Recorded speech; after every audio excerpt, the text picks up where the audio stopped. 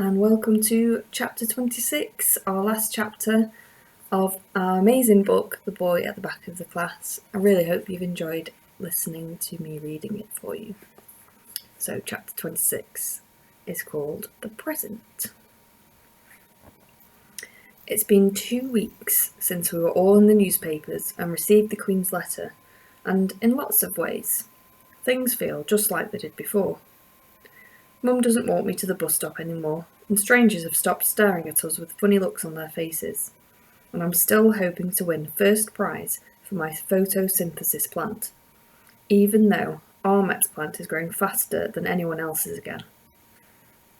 He's teaching me some words in Kurdish, like grow more and grow up and I love you lots, and I think it's working. But in lots of other ways, things aren't normal at all. Aunt Christina comes round much more often, and she buys me presents too. I think she likes us now because we were in the newspapers. I still don't like her.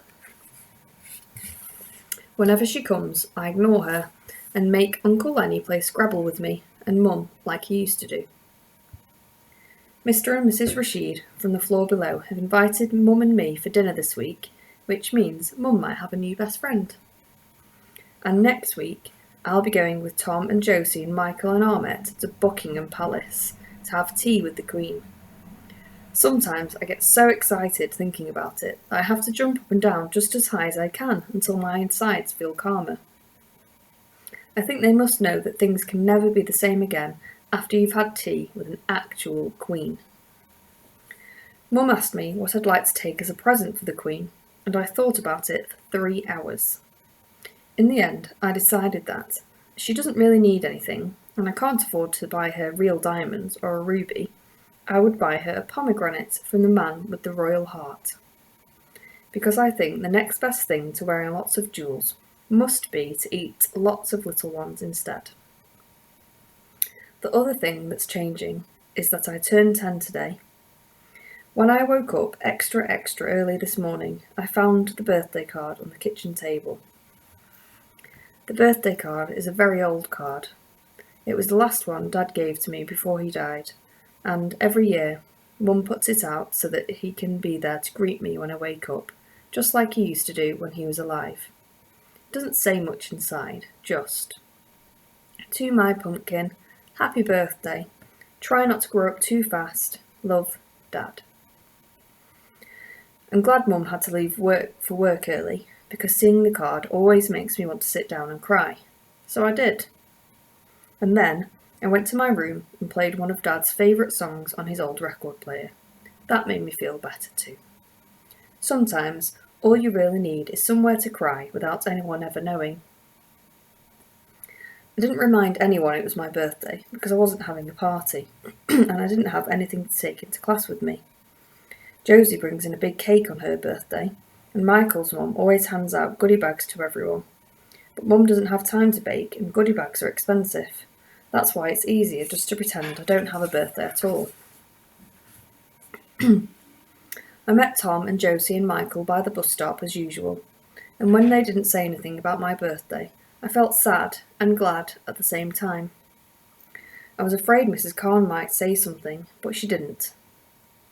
My Uncle Lenny usually sends me something in the post, so I would probably get home to find a card with some extra pocket money or chocolate in it like I did last year.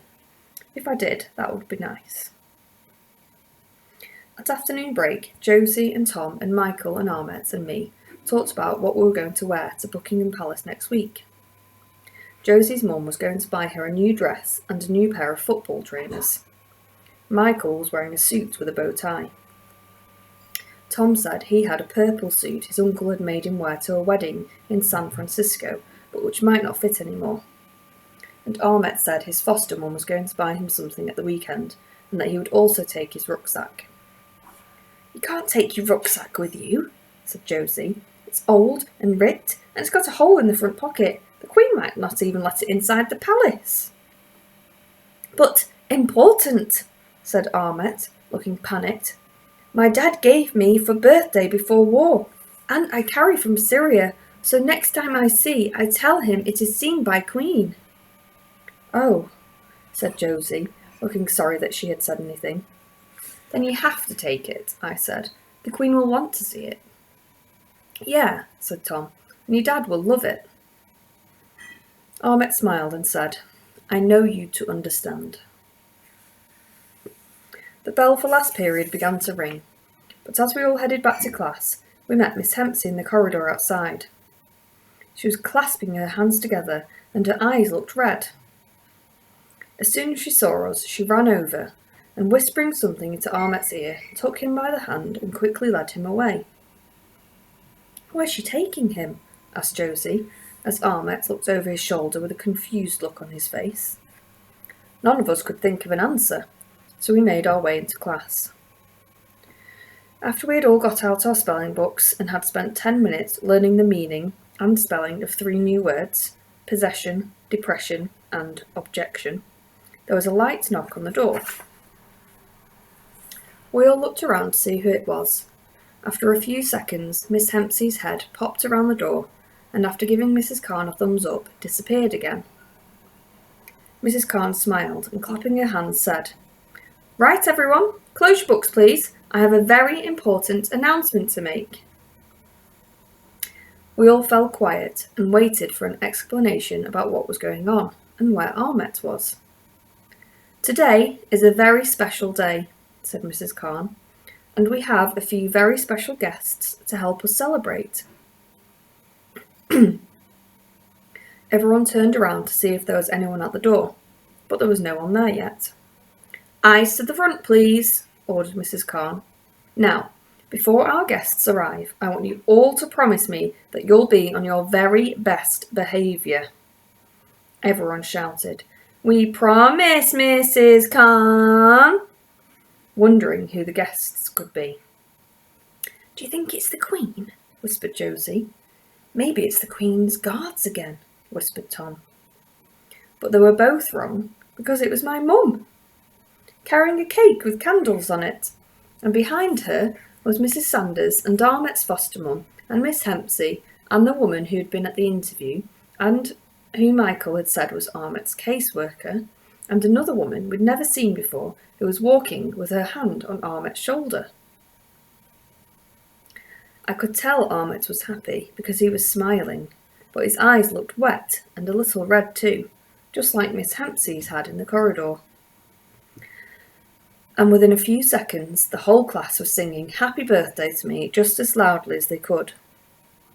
After Mum helped me blow out the candles, Ahmet and Miss Hempsey, and the woman who still had her hand on his shoulder, stood at the front of the class with Mrs. Carn. Quieten down, please, everyone, called out Mrs. Carn.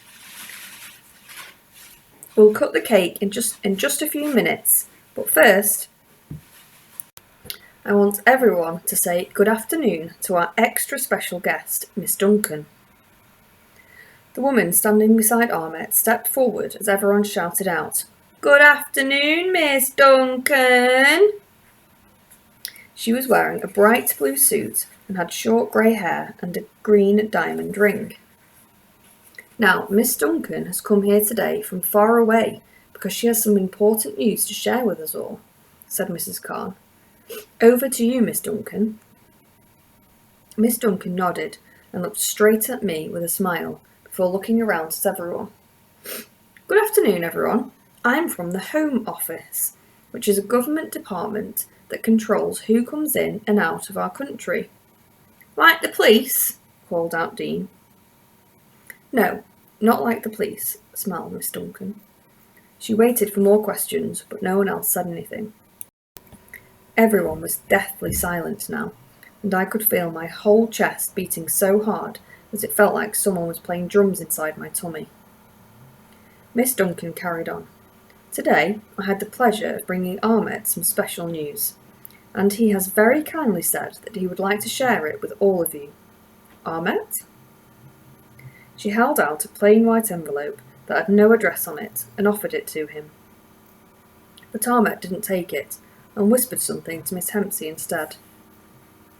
Miss Hempsey frowned at first, but then, laughing and crying all at once, gestured at me to come up.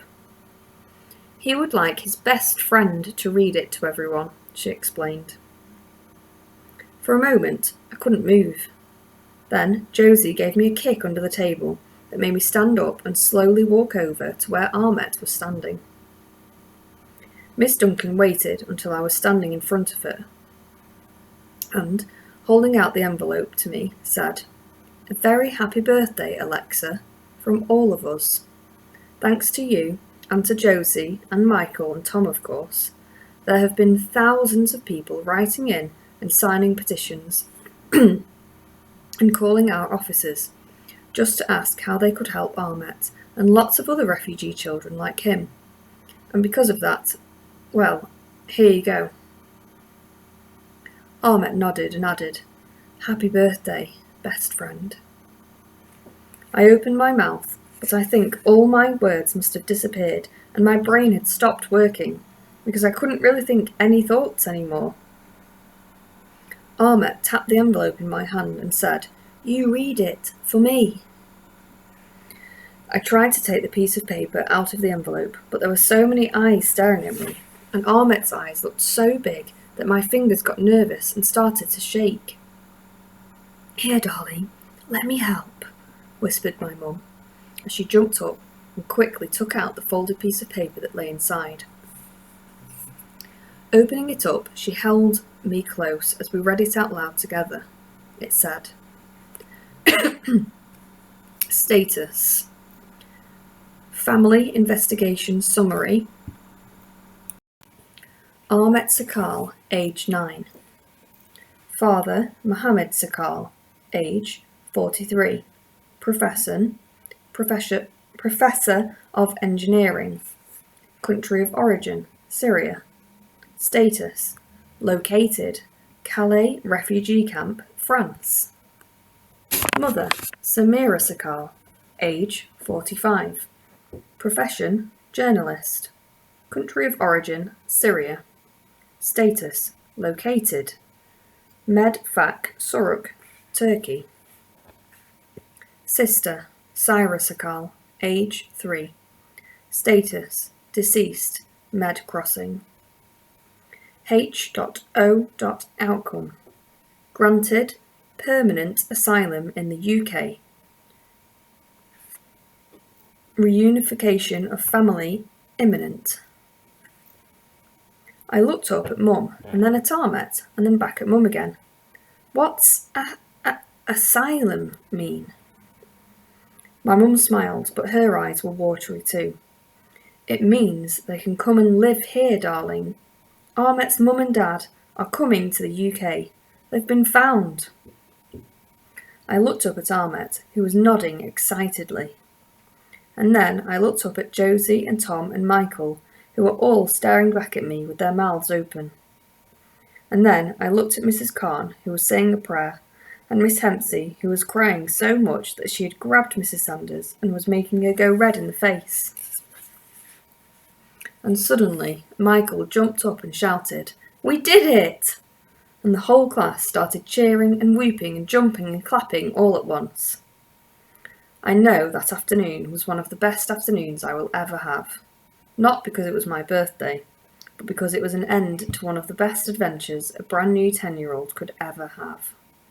And the beginning of a whole set of new adventures that I bet even Tintin never had. And it was all thanks to a boy who came and sat at the back of the class and who let me be his friend.